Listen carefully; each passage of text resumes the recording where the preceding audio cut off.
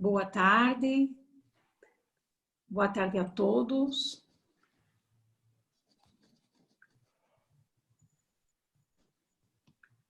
Bom, vamos começar. Boa tarde, bem-vindos à live do Columbia University Alumni Association de São Paulo, Associação dos Ex-Alunos da Universidade de Colômbia. Hoje temos conosco o Adriano Mussa, diretor acadêmico e de inteligência artificial da St. Paul Escola de Negócios e do LICHI. A moderadora da live é a nossa colega do board da associação, a Camila Tafarello Securato. Muito obrigada, Mila, por organizar este evento. Esta live será gravada. As gravações das nossas lives estão disponíveis nas nossas mídias sociais. Estamos no Instagram, Facebook, LinkedIn e no YouTube. Todos os nossos convites por e-mail contêm os links das nossas mídias sociais na parte inferior. Sigam a gente e curtam as nossas páginas. Lá postamos todos os nossos eventos. Temos lives já organizadas até dezembro. Esperamos ter vocês conosco em todas elas. Na próxima terça-feira, gostaria de falar para vocês sobre as próximas duas lives. Na próxima terça-feira, dia 17 de novembro, iremos receber o Fábio Maceira, presidente da JLL, e o tema será diversidade. No dia 24 de novembro, também terça-feira, será a vez da Amy Shayo, do JP Morgan. O tema será a economia macro e de mercado. Bom, muito obrigada, Adriano, por dedicar esta hora ao nosso clube. Boa live a todos. Mila, agora sem mais rodeios, é com você. Bom, boa tarde a todos. É um prazer estar aqui hoje. O Adriano, para quem não sabe, é um dos meus sócios na St. Paul e no LICHI. Então, é muito bom estar na mesma sala, dividindo nosso status de alumni de Colômbia também. O Adriano acabou de voltar em agosto desse ano do pós-doc dele em inteligência artificial. Ele fez o pós-doc essencialmente entre as escolas de engenharia, Teacher College e a própria CIPA, né, Adriano, que abraçou a causa do Adriano lá na Colômbia. E acho que uma das coisas mais legais é que o Adriano, ele está comigo e dentro da St. Paul há mais de 10 anos e a gente construiu uma história super legal lá e ele sempre foi reconhecido, né, na posição, ele é reitor da St. Paul, mas ele sempre foi reconhecido na posição como um dos melhores professores de finanças, o melhor professor de finanças da escola, com milhares de prêmios, mais de 25 prêmios como melhor professor de finanças. E com a nossa história dentro do LICHI, com o lançamento de uma plataforma que usava inteligência artificial como base da sua essência, o Adriano se reinventou como professor e como profissional. Ainda é top de finanças, mas ele é o cara de inteligência artificial do Brasil. Eu tenho muito orgulho de tê-lo como sócio. Eu já vou fazer um jabá comercial, né, Adriano, porque eu gosto de vender. Ele lançou o livro dele no começo deste ano. Então, vocês procurarem na Amazon ou no site da St. Paul, o livro dele, Inteligência Artificial, Mitos, Verdades e Oportunidades. Vocês vão, depois dessa palestra, tenho certeza que vocês vão atrás desse livro, porque é um dos caras que consegue trazer o assunto de inteligência artificial, que parece coisa, né, rocket science, com uma didática muito legal. Espero que vocês aproveitem. Vou deixar a palavra com o Adriano e depois eu volto para fazer algumas perguntas aqui. Legal, obrigado, Camila, obrigado, Diana. Para mim é um prazer enorme estar aqui. Estava falando antes da gente começar, sou muito grato à Colômbia, né, que me acolheu nesse pós-doutoramento, e então eu tenho só a agradecer a oportunidade de estar aqui, né, dividindo com um grupo tão seleto. Eu vou compartilhar uma tela com vocês, me avisem quando vocês a virem. Está aí. Já. Legal. Pessoal, quando a gente fala em inteligência artificial, e aí óbvio, no senso comum, a primeira coisa que vem à nossa cabeça são cenas como essa do slide. Robôs, especialmente dotados de sentimentos, de preferência sentimentos ruins, não é isso? Com claro objetivo de dominar a humanidade, de nos exterminar, de nos superar. Apesar de extremamente interessante, de vender muitos ingressos em Hollywood, a gente nesse grupo sabe que isso daqui não tem nada a ver com inteligência artificial, né? E aí eu gosto de começar com uma separação técnica mais vital para a gente entender AI. Eles têm duas inteligências artificiais, ou dois campos. O primeiro deles é a inteligência artificial genérica, também conhecido como forte. Eu não gosto desse termo, porque parece que se ela é forte, ela é boa e a outra é ruim, né? Essa é a do slide anterior, né? É a que acredita que a singularidade está próxima. A singularidade é aquele ponto da história em que as máquinas passam a se autoaprimorar a ponto de nos superar, né? De fazer tudo que a gente é capaz de fazer, porém até mais, melhor, mais eficiente, etc.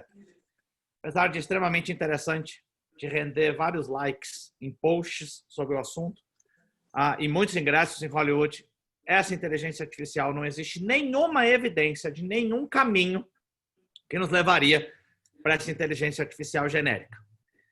Porém, existe uma outra inteligência artificial, um outro campo, chamado inteligência artificial estreita, fraca, também não gosto desse nome, porque se é fraca parece que é ruim, né? Mas a estreita, porque ela é aplicada a domínios estreitos, né? É o narrow domain, aplicada a domínios específicos. Essa sim é a realidade. E essa sim já gera centenas de milhares de dólares para as empresas, para as organizações que as adotam, especialmente se for de forma transversal. Então, é óbvio que daqui para frente eu estou falando da inteligência artificial estreita e não dessa genérica, tá? É essa inteligência artificial estreita que a McKinsey estima que gerará cerca de 13 trilhões de dólares para a economia mundial. 13 tri, como os senhores sabem, é muita coisa, né? Está falando de cerca de 16% do PIB mundial. É muita geração de valor. A McKinsey vai atrás de tentar explicar como seria isso, essa divisão do bolo entre empresas de um mesmo setor. Essa curva laranja, que eles chamam dos adotantes iniciais, né, dos early adopters, dos front runners, eles já estão tendo há algum tempo desencaixes importantes. A entrada de dados é fluxo de caixa, tá? É fluxo de caixa. Destruição de caixa importante para investir nessas tecnologias, mas eles experimentarão curvas muito fortes de retorno em cima desse investimento. A famosa e às vezes utópica curva exponencial. O que chama muita atenção são os seguidores, os followers, que estão esperando os resultados dos frontrunners começar a aparecer para começar a investir em AI. E quando eu falo AI, é AI porque ela é o grande guarda-chuva, mas é AI e sua turma, né?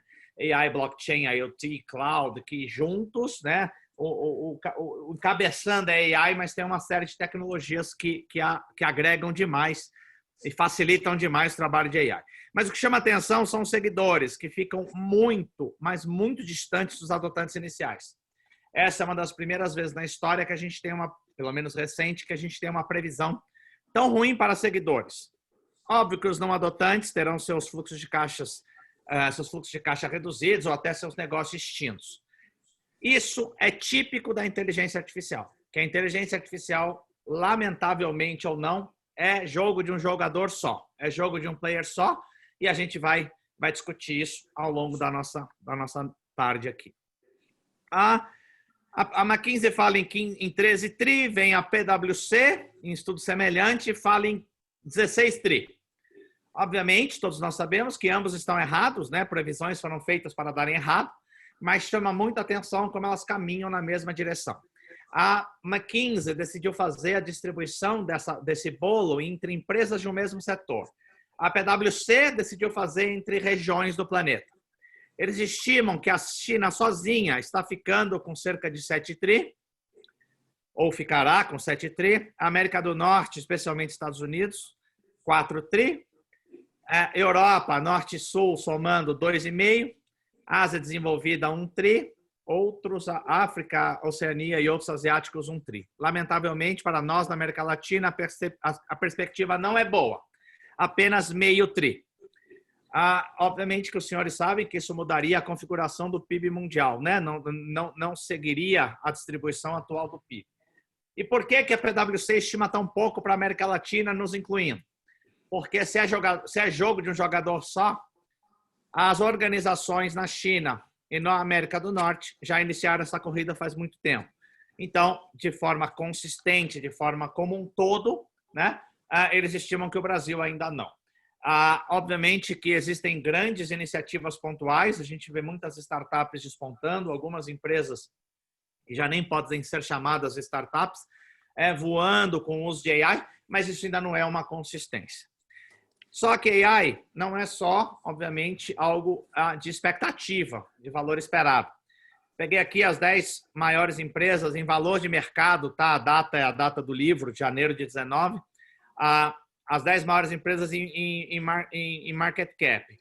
Observe que a gente tem nas 4 primeiras, depois essas 3 aqui, ou seja, 7 de 10.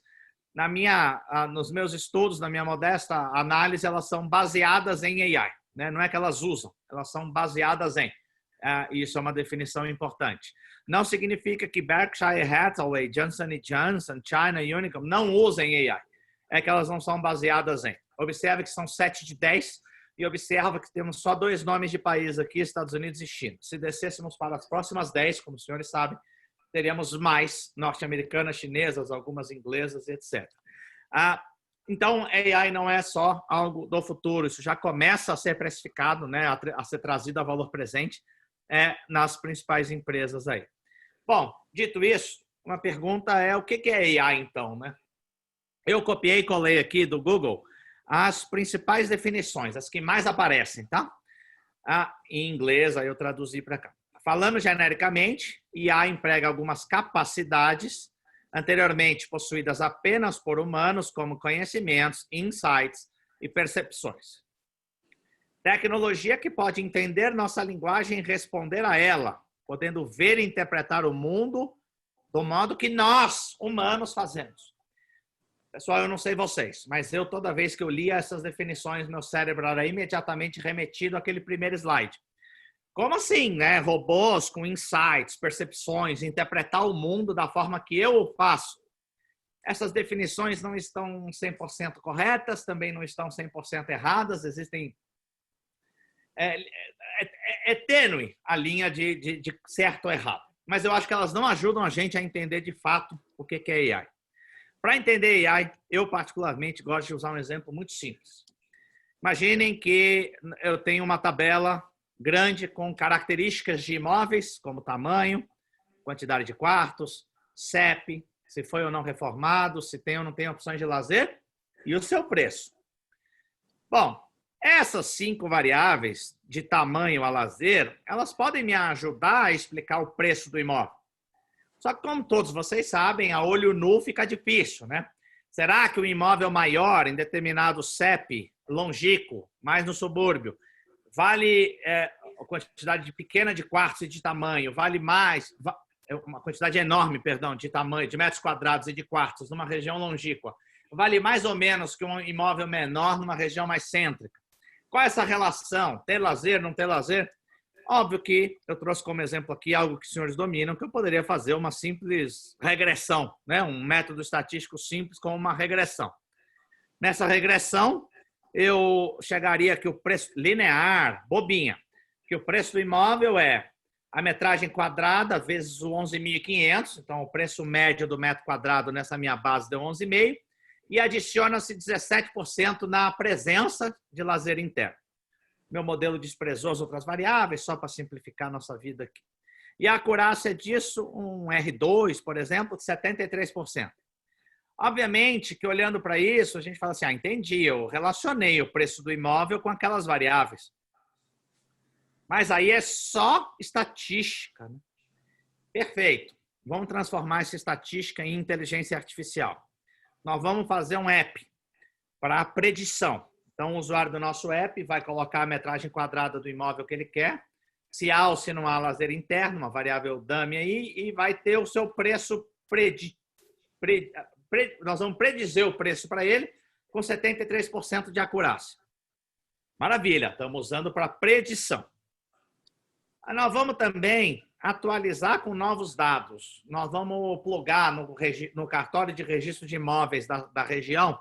Todo imóvel que for comercializado lá na cidade, nós vamos aí melhorando nossa base de dados, aumentando nossa base de dados.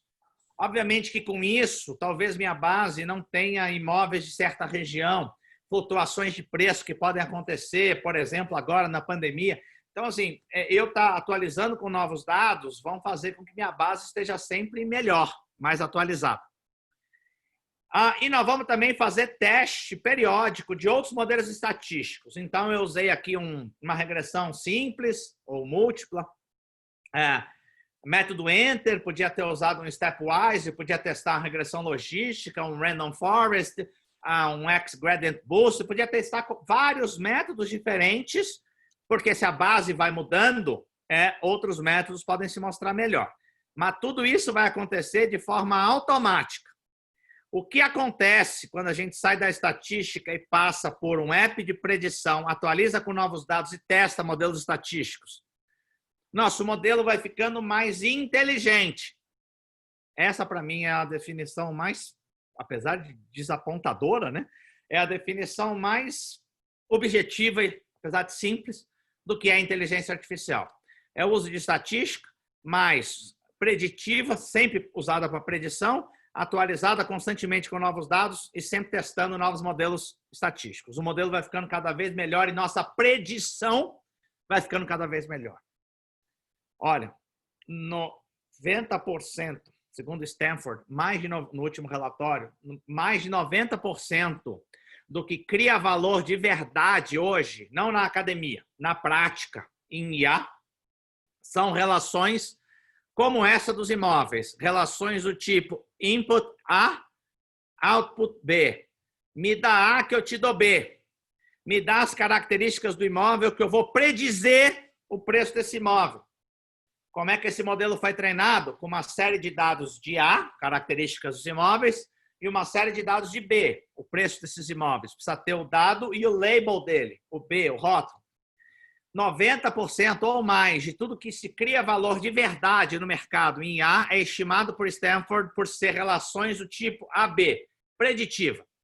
Me dá os e-mails que eu te digo se tem spam ou não. Aplicação clara de IA, que a gente usa todo dia. Como esse modelo foi criado, igualzinho o nosso de imóvel. Me dá um monte de e-mail e alguém vai ter que rotular na mão. É spam, não é spam, é spam, não é spam. E a estatística vai aprender se um novo e-mail entra de acordo com suas características, é spam ou não é spam. Tudo, ó. Me dá áudio que eu te dou texto. O speech to text. Me dá texto em inglês que eu te dou em português. Ó, valiosíssimos os próximos 3. Me dá propaganda e informação dos usuários que eu vou te dizer se ele vai clicar ou não. Com alta acurácia, dizer se um usuário, um prospect, um lead, vai ou não vai clicar num banner, numa propaganda, num e-mail, whatever, que a gente faça. Isso tem um valor comercial incrível, uma predição de clique.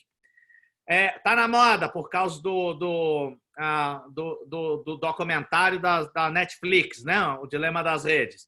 Me dá cadastro e o comportamento do usuário que eu te dou um feed personalizado. Eu vou predizer o que você quer. Me dá um cadastro e comportamento que eu vou te dizer o que você vai comprar, né? A base da Amazon e de outros e-commerces. Me dá foto de produto finalizado que eu vou te dizer se tem defeito ou não. 90% ou mais de tudo que cria valor em AI é relação do tipo AB. Me dá A que eu te dou B. Treinado como? Me dá um monte de A e um monte de B que eu vou achar a relação entre eles. Eu usei uma estatística boba. É uma regressão.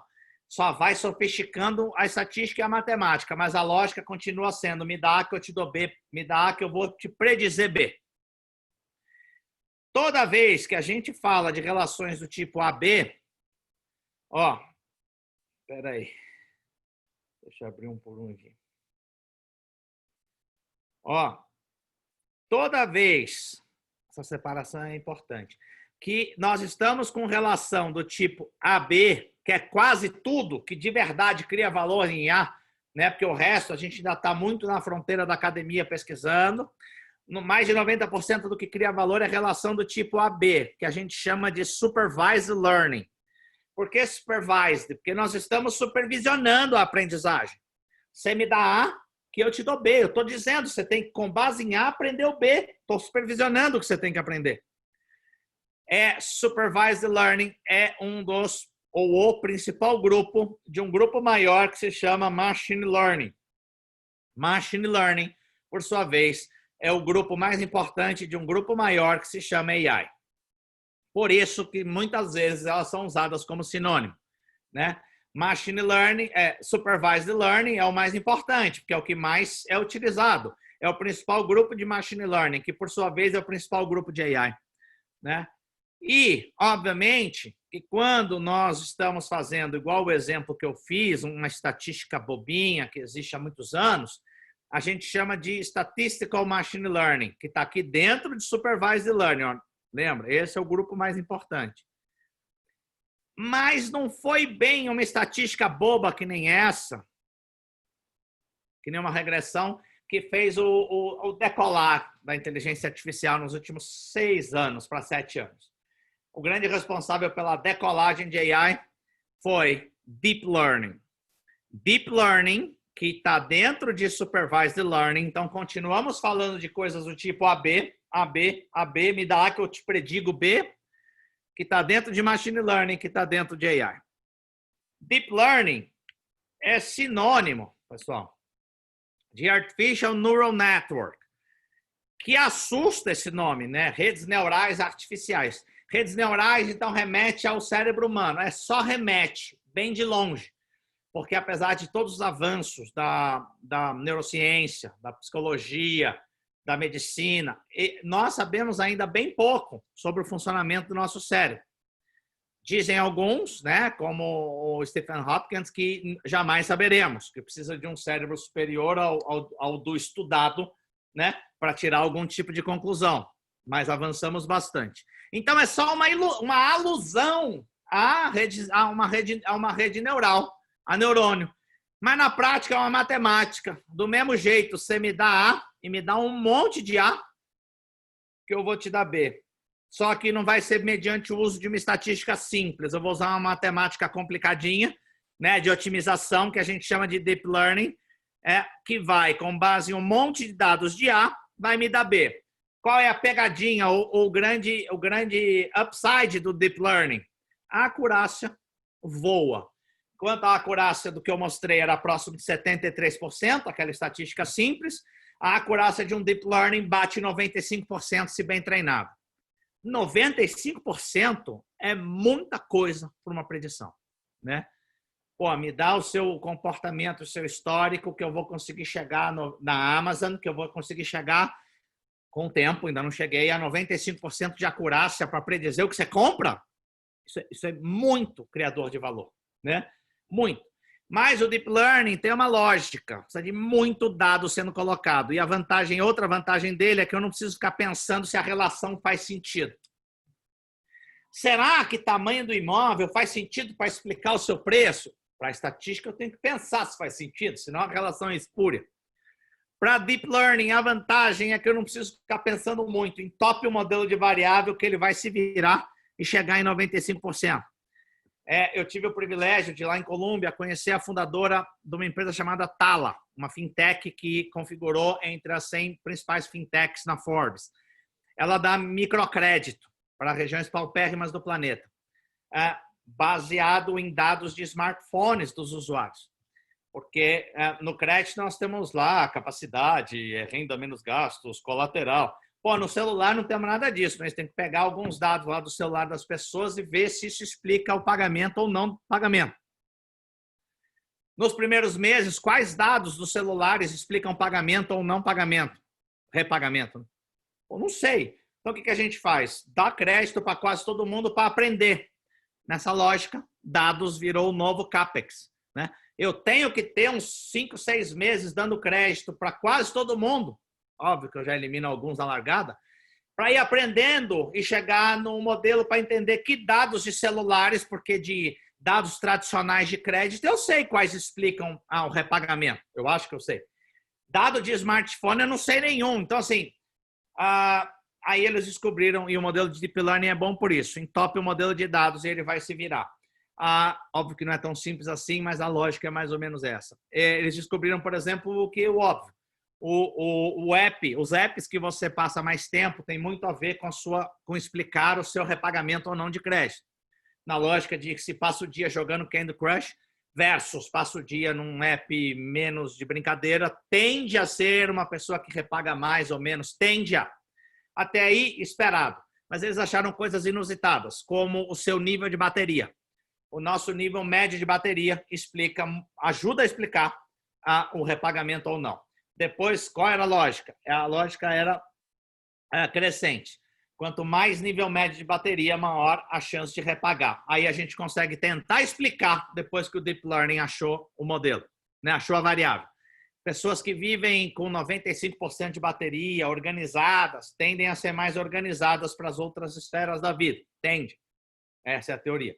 Pessoas que estão lá no 2%, sempre procurando uma tomada por onde anda, tendem a ser menos preocupadas, conscientes, menor nível de conscientiousness e assim vai. Mas observe que o modelo de Deep Learning é quem pega isso, que a gente jamais consideraria isso no modelo estatístico normal, porque eu teria que pensar, põe essa variável ou não? Acho que não, nível de bateria tira. No Deep Learning, não, a gente entope o modelo e ele não está preocupado com relações econômicas, ele está preocupado com acurácia e ele consegue explicar muita coisa numa amostra preditiva, ou seja, não utilizamos a mesma amostra para treinar o modelo e para testar, né? Para ver se ele é bom mesmo, a gente pega uma amostra nova para testar o modelo, por isso que ele é consistentemente bom de acurácia. Por isso que a AI deu os saltos que deu nos últimos 7 anos, né? A decolagem que deu, né? Tivemos vários winters de AI, né? Invernos de AI. Já é quase um consenso que não teremos mais, porque já entrou em fase de aplicação há mais de 7 anos, bem forte, especialmente por conta de Deep Learning. E aí, por que agora, né? Se Deep Learning, os modelos existem na academia há 50 anos, por que agora? Por 2 motivos. Primeiro, pela quantidade de dados. Modelos tradicionais de machine learning, quanto mais você aumenta a quantidade de dados, a performance melhora até certo ponto.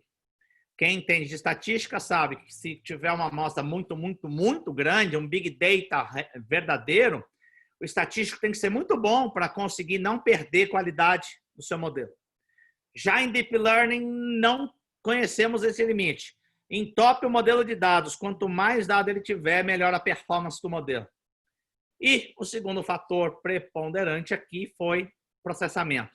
Descobrimos, sem querer, que GPUs, né, GPUs, não CPUs, né, o GPU é o processador de videogame, né, de gráficos, de Xbox e PlayStation, são ótimos para processar Deep Learning, árvores de Deep Learning. Então, esses 2 fatores proporcionaram a decolagem incrível que Deep Learning está tendo.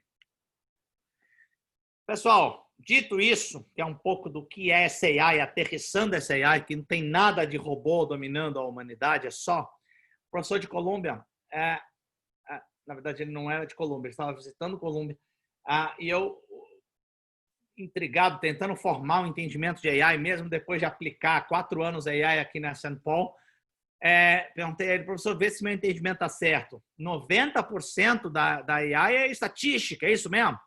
Ele falou, 90% é estatística. Professor, vamos falar sobre os 10%. Ele falou assim, os outros 10% é estatística avançada, né? Porque não tem, é isso mesmo, é A, B. Claro que tem programação para isso, né? Tem uma série de outros fatores, mas a lógica é uma lógica estatística. Uma vez entendido o que é AI, eu considero o ciclo virtuoso da AI o ponto mais importante para pessoas de negócio entender sobre AI. Se eu tiver um produto ou um serviço ok, né, e for preparado para dados, data-driven, eu vou conseguir alguns usuários. Alguns usuários vão me gerar dados. Dados, se bem trabalhados por AI, especialmente por machine learning, especialmente por supervised learning, tendem a melhorar meu produto, dá chance de melhorar meu produto. Produto melhor, mais usuário. Mais usuário, mais dado. Mais dado, melhor produto. Aí acho que a gente já entendeu. A Amazon é campeã nesse ciclo, né? Ainda não no Brasil, mas nos Estados Unidos, não sei quem é cliente, mas eles são muito bons na recomendação de livros. Para mim, em alguns casos, eles são melhores que a minha busca ativa de livros. Se eu buscar ativamente, eu não vou ver na cabeça as strings corretas para fazer a busca. Ele me recomenda melhor do que, em alguns casos, em alguns assuntos, melhor do que a minha busca ativa. Claro que eu compro muito lá, muito livro, então ele melhorou, né? Mas não começou assim, né? Começou com um produtinho bem mais ou menos, tentando acertar alguma coisa, me recomendava tudo errado, mas eu comecei a clicar em um, não clicar em outro, comprava um, não comprava outro, aí Camila, que tem um perfil parecido com o meu, começou a comprar também. Ele foi aprendendo e gerando dados, melhorando a predição. Melhor predição, mais usuário, mais dado. Hoje o produto é imbatível, né? E quem entra nesse ciclo virtuoso da AI, que tem que começar pequeno, não pode começar grande. Esse é um dos maiores equívocos de large corporate, né? De grandes corporações. Eles querem começar com AI grande. Não existe AI grande. Existe AI tornar-se grande com o tempo. A Amazon, ela entra nesse ciclo, e esse ciclo vira uma barreira de entrada para outros players invisível e poderosíssimo.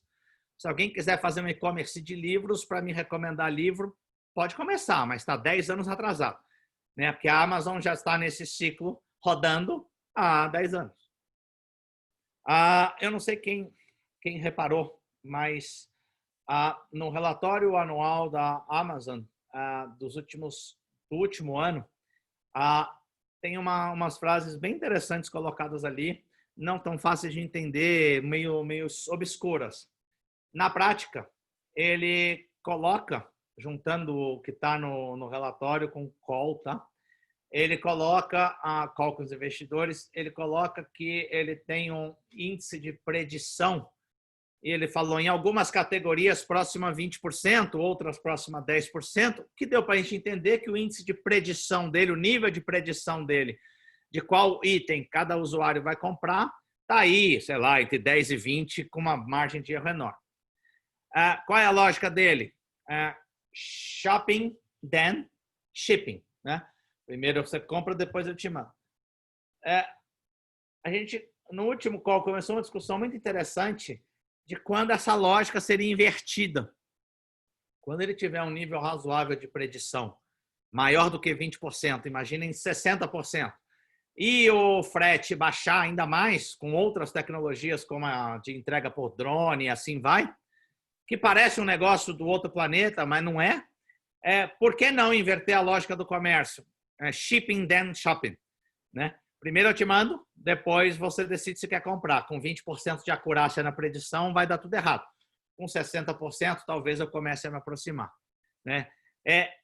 Tudo que você pensar em inteligência artificial dando certo, segue esse ciclo virtuoso.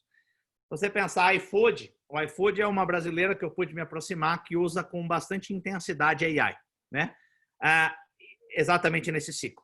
Começa com um produto ok, começa a ter alguns usuários recomendando coisa meio errado, nunca como pizza de sexta, você me sugere pizza de sexta, mas tudo bem, vamos aprendendo, vai melhorando, vai melhorando, vai melhorando. Hoje, os pushings dele estão bem mais acurados e ele usou essa cadeia de dados para criar um novo negócio, né? Porque imagina que ele sabe que eu sou uma pizzaria e ele sabe que ele é 70% das minhas vendas. Assim, ele estima que eu vendi 200 pizzas de mussarela no sábado. Ele conhece o meu estoque mínimo de mussarela, médio de mussarela, melhor do que eu. Ele faz uma conta rápida e estima que na segunda-feira eu vou ficar sem mussarela. Na segunda-feira ele vem, me oferta, me entrega a mussarela com razoável desconto. Não tem como eu não comprar. Ou seja, ele está usando esse ciclo de dados, isso é público, né? Ele anunciou isso, ainda em piloto. Esse ciclo de dados, esse ciclo virtuoso da IA, eu acho que é o ponto mais relevante. E isso combina demais com startup e combina de menos com grande empresa. Porque grande empresa, se o projeto for pequeno, não vai ter atenção da diretoria. Se o projeto for grande para IA, vai começar errado, porque IA não tem como começar grande, tem que começar pequeno em produtos que sejam capazes de seguir esse ciclo ininterrupto, né? Então, esse ciclo virtuoso explica um pouco daquele jogo de um jogador só, que eu comecei lá no início, né? Se você for pensar por que a China está na frente, os Estados Unidos está na frente, porque ele já tem empresas com esses ciclos virtuosos rodando há anos. Fica muito difícil de um novo player entrar, a menos que a gente tenha um novo breakthrough de tecnologia e eles não peguem o breakthrough, né? Então, isso é algo muito relevante. Comentário rápido, né? Há 7 anos atrás, precisávamos de talentos incríveis para fazer esse ciclo rodar. Pessoas formadas nas melhores escolas do mundo em AI para conseguir fazer qualquer coisa de AI. Eu falo por experiência própria, nós mergulhamos aqui na St. Paul há 4 anos e isso só melhorou de 4 anos para cá. Hoje, O nível de profissional de IA que a gente precisa é um profissional de IA capaz de implantar coisas, não capaz de criar algoritmo, né? Porque os algoritmos estão abertos, a maior parte deles, bibliotecas abertas em R, em Python e assim vai.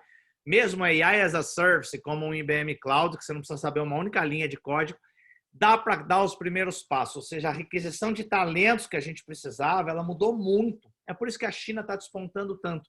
Não precisamos mais de talentos para desenvolver algoritmos. Eles são muito relevantes, claro. Mas entrou em fase de implantação, especialmente com Deep Learning. Entrou em implantação. A China é muito boa para fazê-lo, né? Como nós sabemos. Bom, coloquei algumas empresas que já estão há anos no ciclo virtuoso, nada diferente do que vocês já conhecem. E eu gosto de ir fechando com uma frase do professor Andrew Ng, de Stanford. Ele foi chefe de AI do Google anos, depois do Baidu anos. E ele fala uma frase bem interessante. Qualquer coisa que você pode fazer que requeira poucos segundos de pensamento, agora ou em breve será automatizado por IA. É uma profecia cheia de falsos positivos e falsos negativos, mas que ela ajuda demais a gente a pensar em o que a AI é capaz de fazer. E, por fim, eu gosto de trazer aqui, né, além de tudo que a IA é capaz, que o ser humano faz em poucos segundos de pensamento, é um prato cheio para IA. A IA é muito boa nessa lógica AB, preditiva, de fazer tarefas com duas características que são dois eixos meus aqui. Uma característica é ser altamente repetitivo. Não importa se manual ou cognitivo, né? Se for repetitivo, mesmo que cognitivo, IA é capaz de fazer, como, por exemplo, analisar crédito na tala, altamente cognitivo, né? Mas repetitivo. E de baixo nível de interação social. Esses são dois critérios fundamentais para IA. Atendido esses dois critérios e juntando esses dois critérios com o que o professor Andrew Ng coloca aqui de poucos segundos, feitos em poucos segundos pelo homem, né? Pelo ser humano, é absolutamente um prato cheio para IA. Juntando isso com, se for repetitivo, perdão, travou aqui.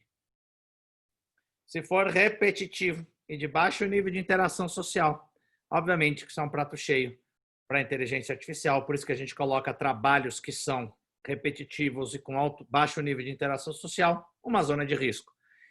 Por exemplo, alguns telemarketings, o mundo inteiro aloca aqui.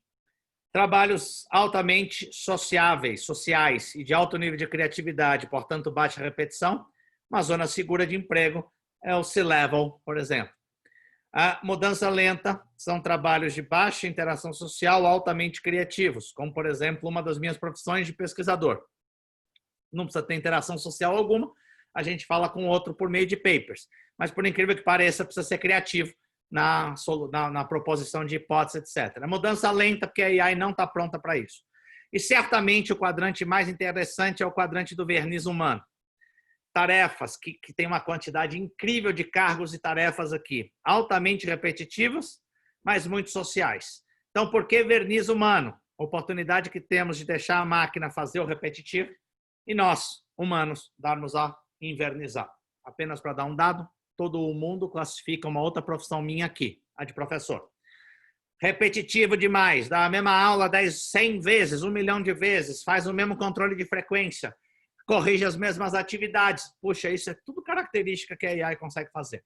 Só que o que ela não consegue fazer é atuar com os alunos de forma empática, de forma individual, de forma personalizada, com várias outras características. Então, deixemos a máquina, né, fazer o repetitivo e liberemos mais tempo para os docentes conseguirem atuarem de verdade com o que nos caracteriza como seres humanos. E isso, senhores podem refletir, eu vou parar de me arriscar de colocar profissões aqui nesses quadrantes. Eu acho que cabe a cada um de nós fazer uma reflexão de aonde estamos, aonde estão as profissões de nosso interesse. Dito isso, pessoal, que eu já falei demais, takeaways principais para mim: foco na IA estreita, aquela IA genérica nos distrai demais. Sempre para aplicar IA, problemas do tipo AB, tarefas de curto prazo, repetitivas e pouco sociais. Dados, um fator crítico, talento, outro fator crítico, mas um fator crítico que diminuiu o nível de a barra está mais baixa. ciclo virtuoso, é importante começar rápido demais para começar a interação naquele ciclo. AI não combina com moonshot, combina com pequenos projetos validadores. IA é assunto de cientistas de computação, engenheiros e assim vai, especialistas em AI, mas é sim assunto nosso também. O próprio Andrew Ng coloca que foi o primeiro a cunhar o termo AI é a nova energia elétrica.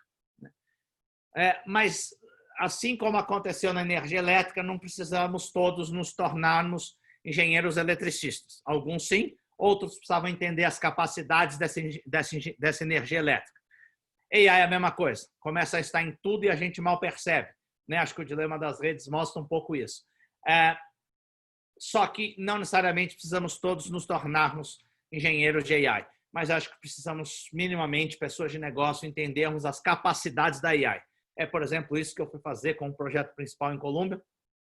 O nosso projeto inicial era escrever um livro, entre coisas, papers acadêmicos, escrever um livro sobre AI em educação. Após alguns workshops que Colômbia me proporcionou, com CEOs, com VCs, etc., nós chegamos à conclusão de que os CEOs, VCs e etc. sabiam muito pouco do que de fato era AI. E eles falaram, se o norte-americano sabe pouco, com todo respeito ao Brasil, eu acho que o Brasil tende a saber menos, eles falaram. E eu acho que por isso a gente mudou o projeto e o livro foi todo escrito para tentar explicar o que é AI, suas capacidades e suas potencialidades de negócio para pessoas de negócio, não para pessoas de tecnologia. Por isso que a gente fala que o reskilling é imperativo, né? E todas as projeções mostram isso. Pessoal, aqui está a capa do livro que a Camila mencionou, caso alguém se interesse. Tem o prefácio da Ana Paula, que é gerente-geral da IBM, o prefácio também do CEO do Jim Pass, que é outra empresa que usa bastante AI. Muito obrigado. Acho que até passei um pouco do meu tempo aqui. Devolvo a palavra aí para a Camila, ou para a Diana.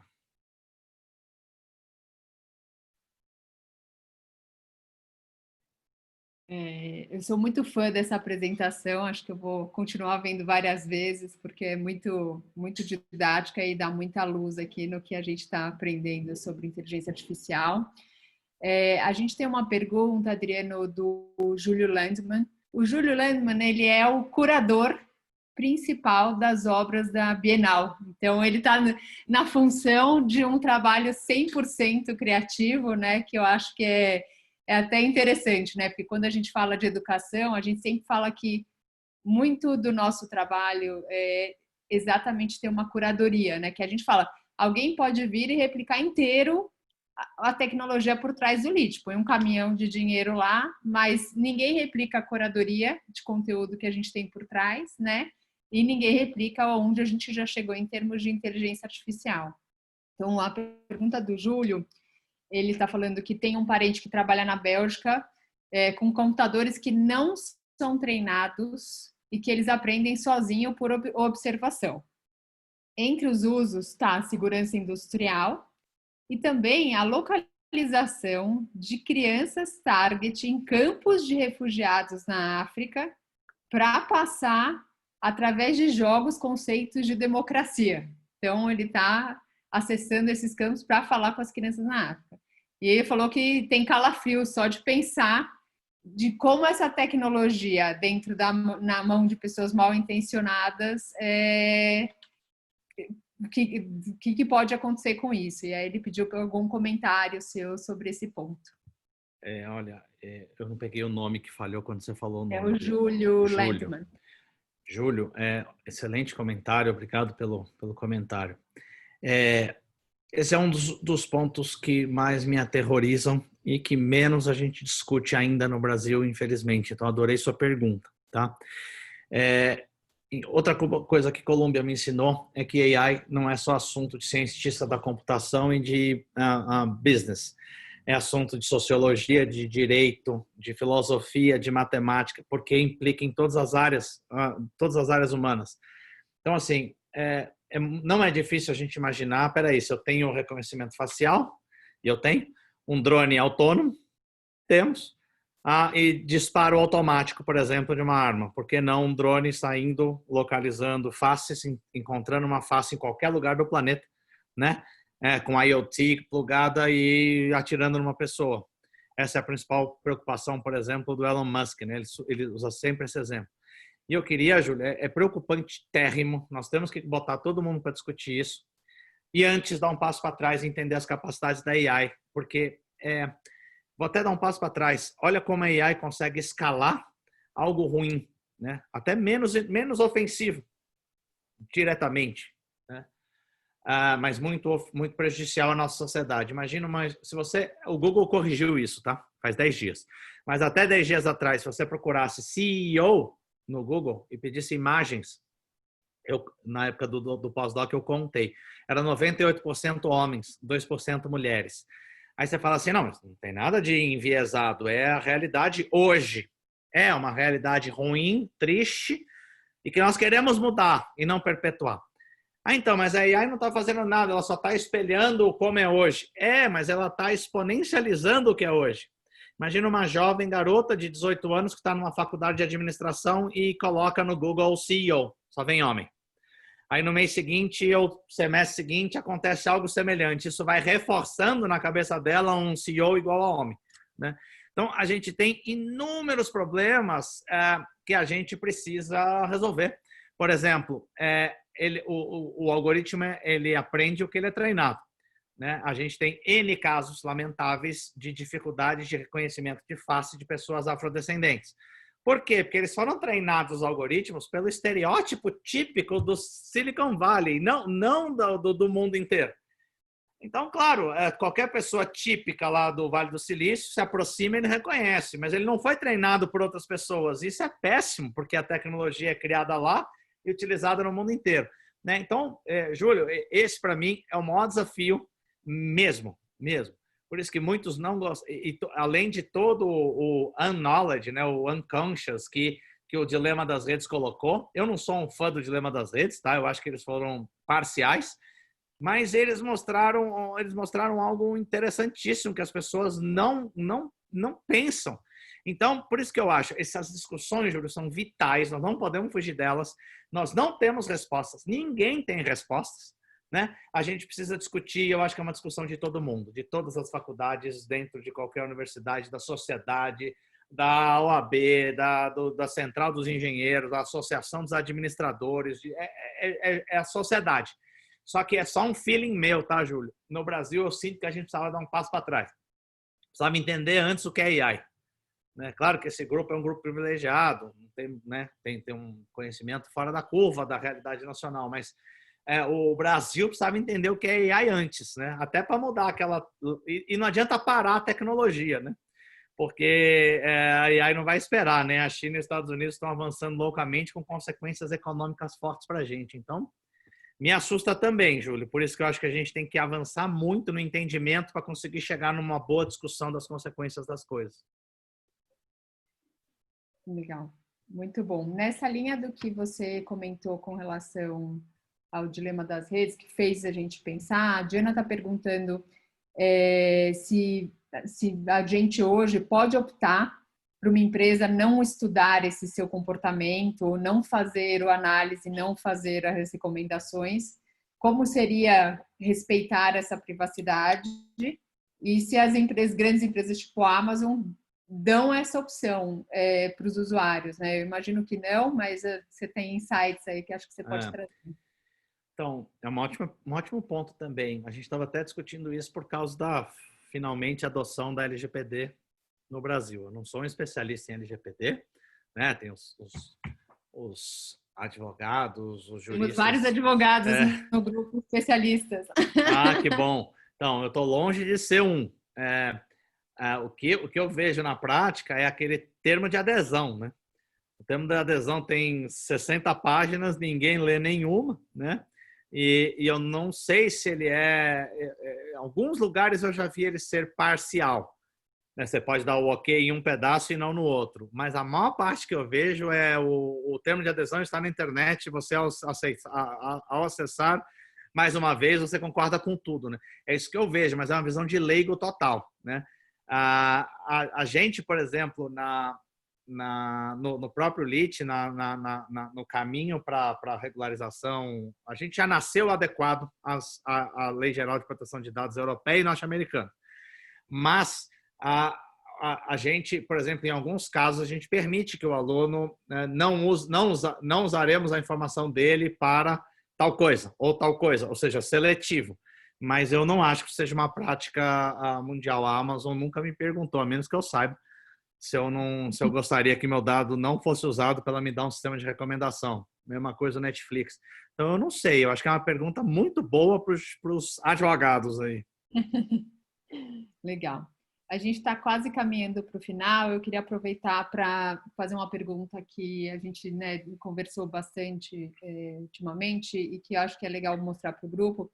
Como que a gente está usando inteligência artificial dentro do LIT para promover uma melhor aprendizagem para os alunos, né? Eu acho que esse é um ponto super interessante, porque no universo está todo mundo parenting, com filhos, estudando online, fazendo cursos online. Acho que isso é um negócio que é legal a gente contar. Legal.